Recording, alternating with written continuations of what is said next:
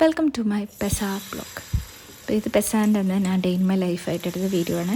പക്ഷേ എനിക്ക് കുറച്ച് തിരക്കാരണം വീഡിയോ അപ്ലോഡ് ചെയ്തില്ല. പിന്നെ എല്ലാവരുടെയും കണ്ടൻറ്റ് ഇതൊക്കെ തന്നെ ആയതുകൊണ്ട് ഞാൻ പിന്നെ അപ്ലോഡും ചെയ്തില്ല.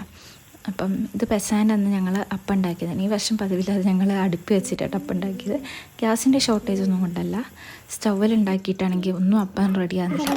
അപ്പോൾ പിന്നെ ഉരുളിയിൽ ഞങ്ങൾ അടുപ്പ് വെച്ചിട്ടുണ്ടാക്കി. കുറച്ച് ചൂടൊക്കെ ആയിട്ട് അവിടെ. പിന്നെ ഈ വർഷം വെറൈറ്റി ഞങ്ങൾ കുറച്ച് ഇൻട്രി അപ്പം കൂടെ ഉണ്ടാക്കിയായിരുന്നു. പിന്നെ വൈകിട്ടായപ്പോഴത്തേനും ഞങ്ങൾ പിന്നെ പാലൊക്കെ ഒരു 7:30 ആകുമ്പോഴത്തേനും ഞങ്ങൾ പാലുണ്ടാക്കുകയും ഇപ്പോൾ കുറച്ച് വർഷമായിട്ട് ഞാൻ തന്നെ കേട്ടോ പാലുണ്ടാക്കുന്നത്. അതുകൊണ്ട് ട്രഡീഷണൽ റെസിപ്പിനൊക്കെ നല്ല വ്യത്യാസമുണ്ട്. പക്ഷേ ടേസ്റ്റ് വൈസ് ഒക്കെ ഓൾമോസ്റ്റ് സെയിം തന്നെയാണ്. പിന്നെ പാല് വിരിയില്ല ഞാൻ ഉണ്ടാക്കുന്ന രീതിയിൽ ഉണ്ടാക്കിയ റെസിപ്പി അടുത്ത പെസയ്ക്ക് ആകുമ്പോഴത്തേനും ഞാൻ അപ്ലോഡ് ചെയ്യാം. പിന്നെ ഞങ്ങളുടെ ഇവിടെയില്ലേ പെസയ്ക്ക് വെറും അപ്പം പാല് മാത്രമല്ല, കുറച്ച് ബേക്കറൊക്കെ ഞങ്ങൾ വെക്കാറുണ്ട് കേട്ടോ. അപ്പോൾ അങ്ങനെ ഞങ്ങൾ ടേബിളൊക്കെ സെറ്റ് ചെയ്ത് ഞങ്ങൾ അടുത്തൊരു വീട്ടിലും കൂടെ പോകുന്നുണ്ട്. അവിടെയും കൂടെ ഞങ്ങൾ അപ്പം മുറിക്കും. എന്നിട്ട് അവർ ഞങ്ങളുടെ വീട്ടിലും വരും.